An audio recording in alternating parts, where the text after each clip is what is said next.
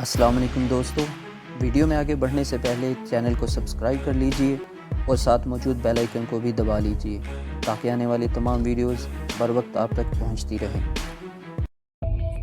मैंने उन दोनों को इशारा किया। वो उठकर अंदर चली गईं और दरवाज़ा फिर बंद हो गया। अंदर से रोने और बोलने की आवाज़ें आती रहीं। कभी कभी उनमें वाली जी की भर्राई हुई आवाज़ भी शामिल हो जाती थी। आखिर ये तूफ़ान गुज़र गया, बादल छट गए, मतला निखर गया। अम्मा दिलशाद उस ढारे की तरफ चली गई जहाँ चूल्हा था। राशिदा ने आकर कहा, सालार जी, वाली जी बुला रहे हैं। मैं कमरे में पहुँचा। वो चारपाई पर झुके हुए बैठे थे। समीना होले होले उनके कंधे दबा रही थी। वो नहीफ आवाज़ में बोले, खावर, कल दोपहर को तुमने फिर यहाँ आना है। छोटी ट्राली भी साथ ले आना। उस वक्त तक दिलशाद ने तैयारी कर ली होगी। इन लोगों को हवेली ले जाना है। जो आपका हुक्म, मैंने कहा। इतने में अम्मा दिलशाद शक्कर मिला हुआ दूध लेकर आ गई। वाली जी ने कांपते हुए हाथों से गिलास थाम लिया। रात के 1 बजे के करीब मैं और वाली जी शामपुर से वापस रवाना हुए। हम खामोशी से आए थे, वापसी भी खामोशी से हुई। जब हम मियाँ जी के कब्रिस्तान के पास से गुजर रहे थे, वाली जी ने कहा, ज़रा तांगा रोको खावर। क्यों वाली जी? बस 2 मिनट के लिए, मैं ज़रा कब्रिस्तान जाना चाहता हूँ। मैं उनकी बात समझ गया, लेकिन सर्दी इतनी ज़्यादा और गहरा अंधेरा भी था। मैंने उन्हें इस इरादे से बाज रखना चाहा, वो नहीं माने।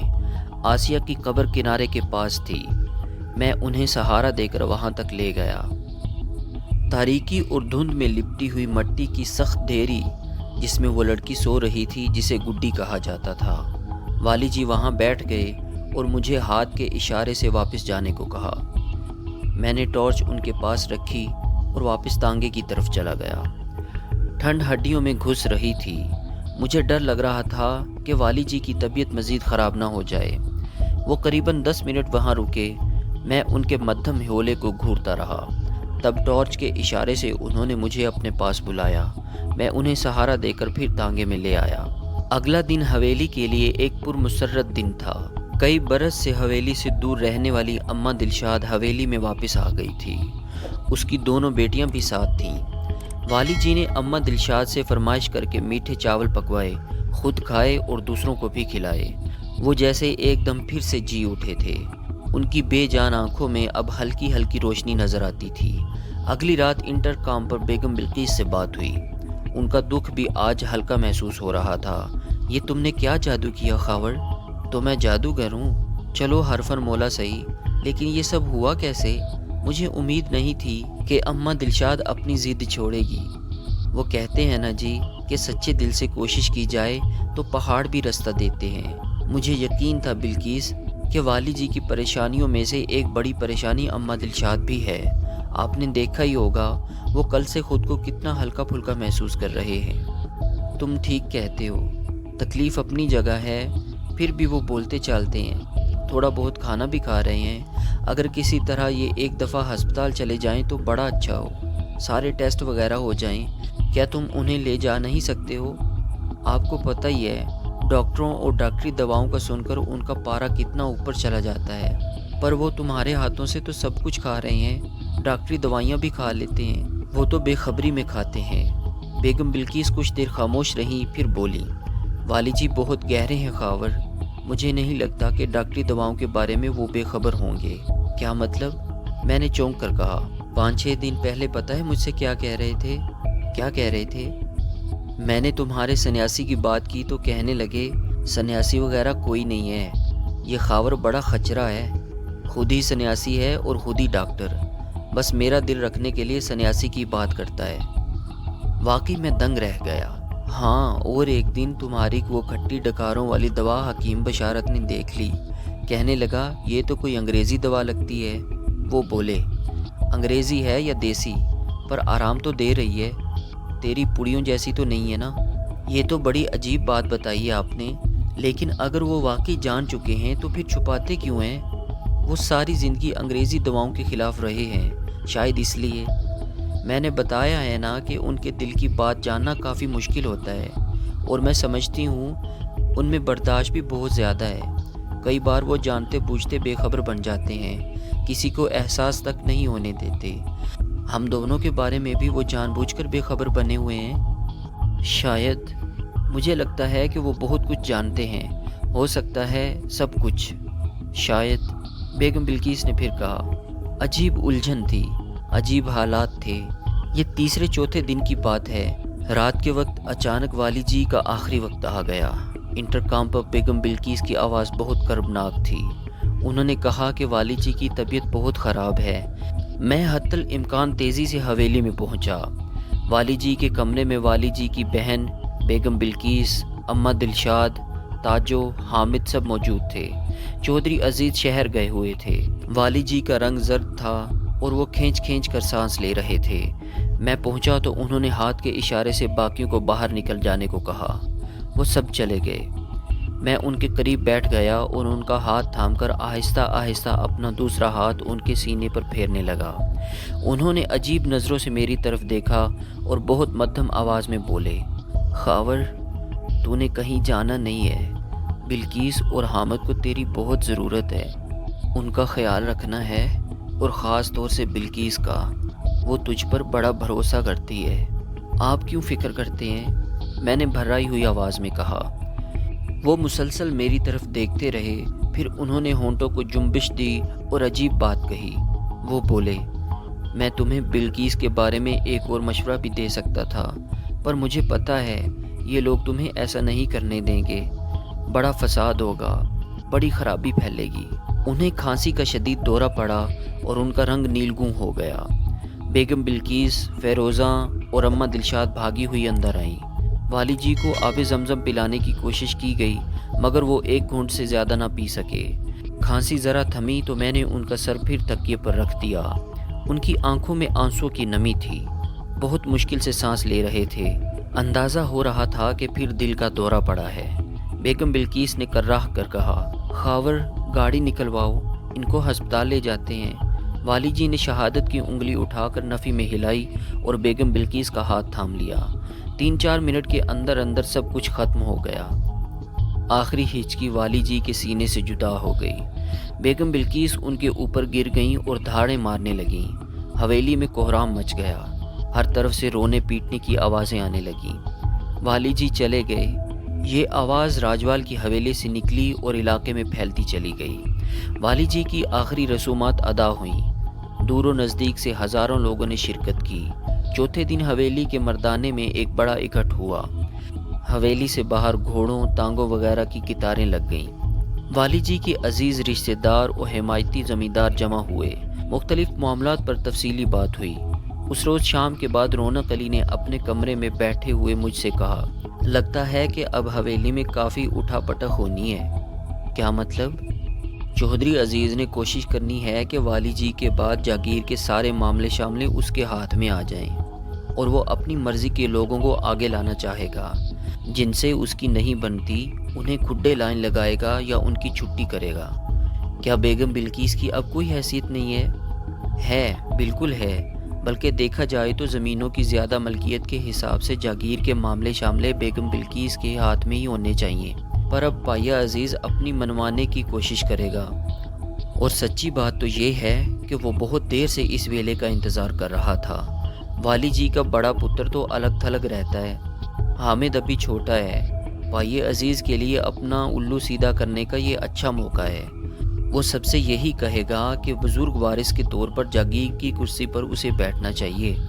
मुझे रौनक अली की बातों पर ज़्यादा यकीन नहीं था, लेकिन अगले रोज़ सुबह मैं जब उठकर हवेली के बड़े गेट की तरफ गया तो मुझे वहाँ नए पहरेदारों के चेहरे नज़र आए। मैंने एक बंदे से पूछा, मुल्तानी वगैरह कहाँ हैं? पता नहीं जी, मुख्तसर जवाब मिला। तुम्हें यहाँ किसने खड़ा किया है? चौधरी अजीज़ साहब का हुक्म है। इसी दौरान छोटे अस्तबल की तरफ से शोर सुनाई दिया।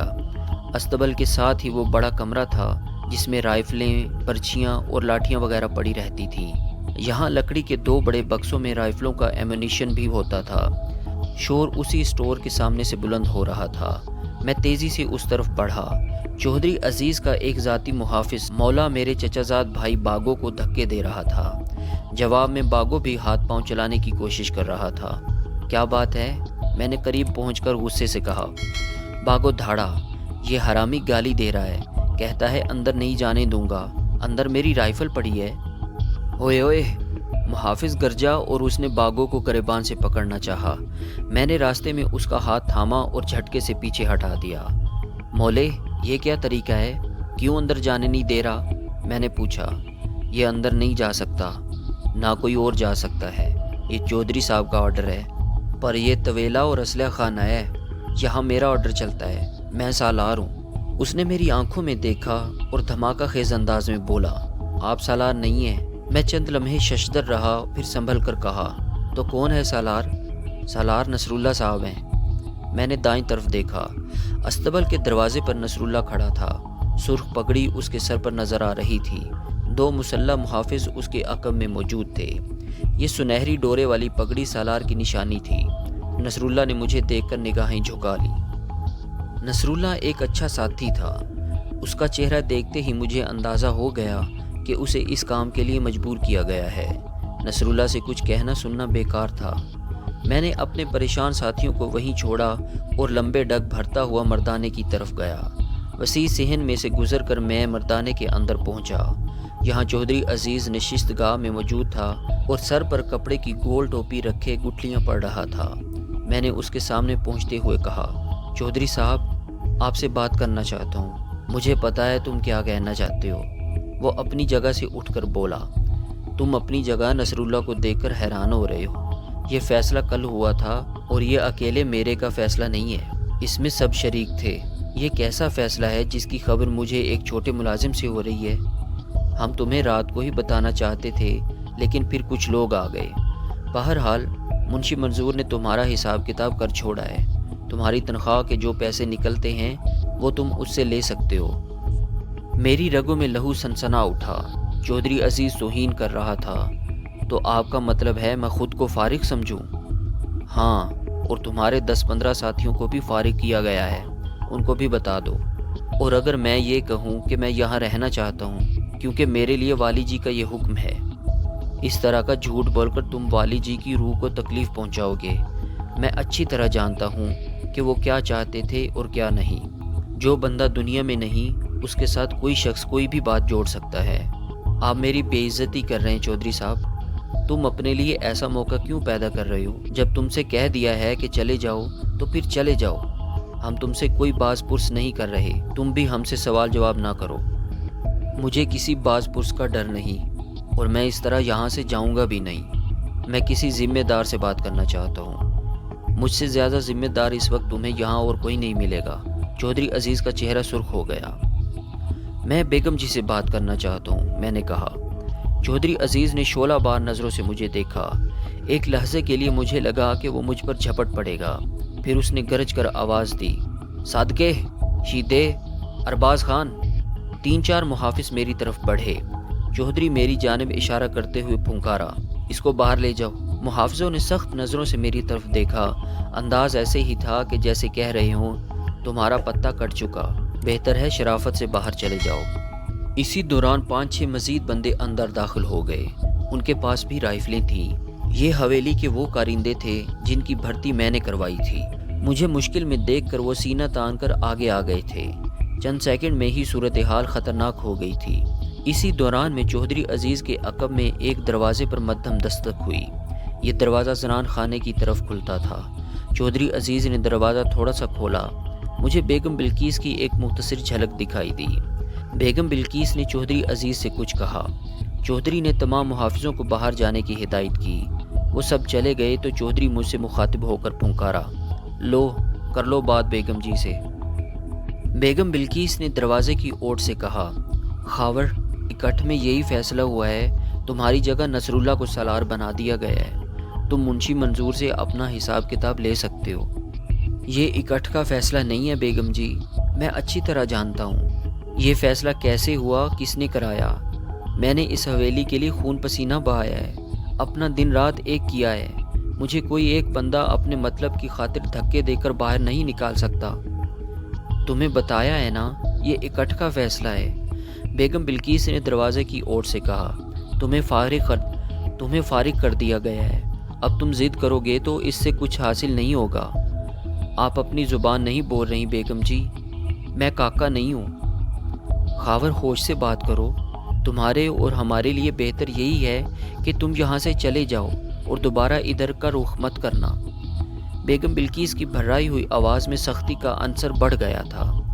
میں نے ان کی شکل نہیں دیکھی، مگر ان کی آواز، ان کا لہجہ بتا رہا تھا کہ اس فیصلے تک پہنچنے سے پہلے وہ دکھ اور کرب کے گہرے پانیوں سے گزری ہیں۔